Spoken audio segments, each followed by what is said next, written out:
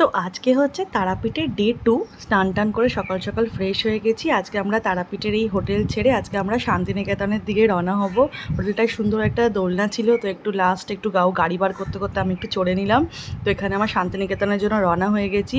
তো এখানে এখানে টুকটাক যাওয়ার পথে ঠাকুরের কিছু ফটো কিনবো বলে দাঁড়িয়েছিলাম, আর কিছু প্যাড়া কেনার ছিল বাড়ির জন্য, সবাইকে প্রসাদ দেবো বলে। তো এখানে দাঁড়িয়েছিলাম, প্যাড়া কিনলাম আমরা। ফাইনালি আমরা রওনা দিলাম শান্তিনিকেতনের দিকে। অনেক অনেক হোটেল খুঁজে লাস্টে আমরা ফাইনালি এত সুন্দর একটা রিসর্ট পেয়েছি।